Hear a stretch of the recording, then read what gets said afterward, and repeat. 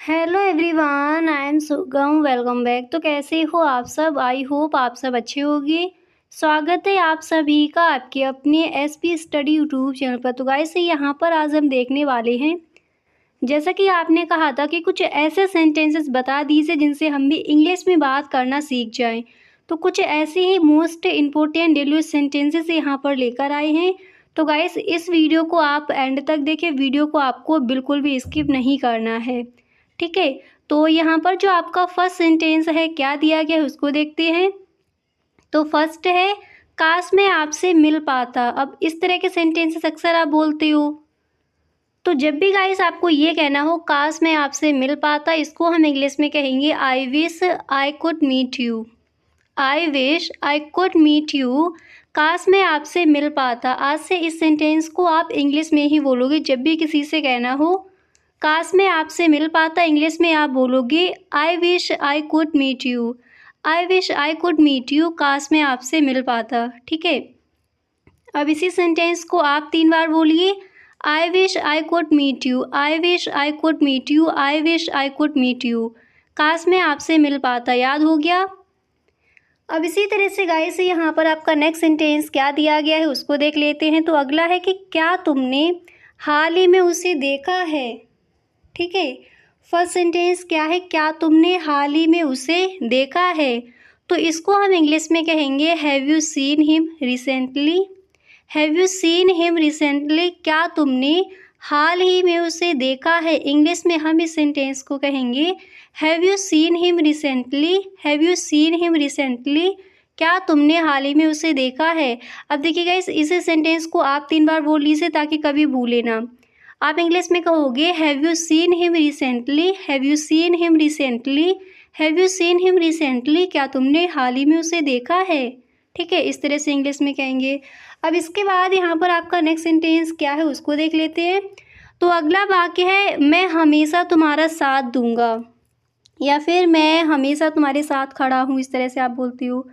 तो गाइस हम इस सेंटेंस को इंग्लिश में इस तरह से कहेंगे I will always stand by you. I will always stand by you. मैं हमेशा तुम्हारा साथ दूंगा, या फिर मैं हमेशा तुम्हारे साथ खड़ा रहूँगा, ठीक है। तो इस तरह से आप इस सेंटेंस को इंग्लिश में कहोगी। इसी तरह से यहाँ पर जो आपका नेक्स्ट सेंटेंस क्या है उसको देख लेते हैं। तो जैसे आपको ये कहना हो अब माँ की तबीयत कैसी है, आपको किसी और से पूछना है अब माँ की तबीयत कैसी है। तो आप इस सेंटेंस को इंग्लिश में कहोगे how is mother's health now. How is mother's health now. अब माँ की हेल्थ कैसी है, अब माँ की तबीयत कैसी है, आप इंग्लिश में कहोगे how is mother's health now. अब 3 बार बोल लीजिए ताकि आप भूलें ना। How is mother's health now, how is mother's health now, how is mother's health now. अब माँ की तबीयत कैसी है। याद हुआ? नेक्स्ट है अच्छा हुआ आप आई, ठीक है। जैसे इस तरह से कहना हो अच्छा हुआ आप आई, तो इंग्लिश में आप कहोगे गुड यू कम।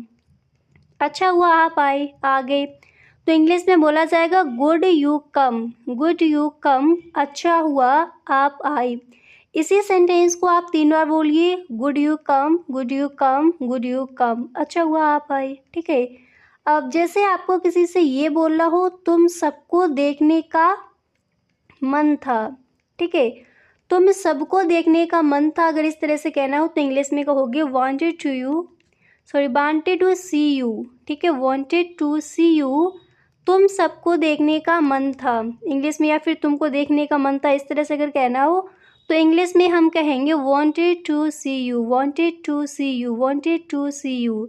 तुम सबको देखने का मन था। अब जैसे आपको ये बोलना हो कि तुम कैसे आई हो, तुम कैसे आई हो, इंग्लिश में हम कहेंगे how have you come, how have you come. तुम कैसे आई हो। अब इसी सेंटेंस को गाइस आप 3 बार बोल लीजिए ताकि हमेशा आपको याद रहे। तो जब भी कहना हो तुम कैसे आई हो, इंग्लिश में कहेंगे how have you come, how have you come, how have you come. तुम कैसे आई हो, इंग्लिश में क्या कहोगे how have you come. Next यहाँ पर है फ़िलहाल तुम यहाँ इंतज़ार करो। किसी से इस तरह से बोला हो तो इंग्लिश में आप कहोगे for the time wings you wait here, for the time wings you wait here. फ़िलहाल तुम यहाँ इंतज़ार करो। इंग्लिश में क्या बोला जाएगा? हम इस सेंटेंस को इंग्लिश में कहेंगे for the time when you wait here, for the time when you wait here, for the time when you wait here, for the time when you wait here.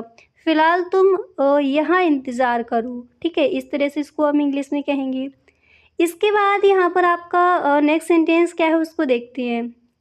तो जैसे ये कहना हो बस ले लो। घर पर कोई भी मेहमान आता है, आप कहते हो बस ले लो, तो आप इंग्लिश में कहोगे just take it, just take it, बस ले लो। इंग्लिश में क्या कहोगे? Just take it, just take it, बस ले लो।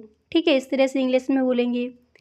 अब इसकी जगह अगर आपको ये कहना हो कि पंखा धीमा कर दो, तो इसको हम इंग्लिश में इस तरह से बोल सकते हैं कि पंखा धीमा कर दो, turn down the fan, turn down the fan. पंखा स्लो कर दो या फिर पंखा धीमा कर दो। इंग्लिश में हम इस सेंटेंस को कहेंगे turn down the fan, turn down the fan, पंखा धीमा कर दो। क्लियर? इस तरह से। अब इसके बाद यहाँ पर आपका नेक्स्ट सेंटेंस क्या है उसको देखते हैं। और गाइस, अगर अभी तक आप इस वीडियो में बने हुए हो तो आई होप आपको वीडियो पसंद आ रहा होगा, तो प्लीज़ आप इस वीडियो को एक लाइक ज़रूर कर दें।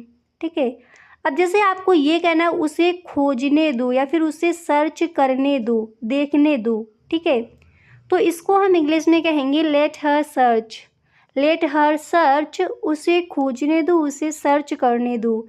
इंग्लिश में बोला जाएगा let her search, let her search, उसे खोजने दो। इसके बाद अब जैसे आपको ये कहना है तुम दोनों सबसे अच्छे हो। ठीक है, तुम दोनों सबसे अच्छे हो, तो इंग्लिश में कहेंगे both of you the best, both of you the best, तुम दोनों बेस्ट हो, तुम दोनों अच्छे हो।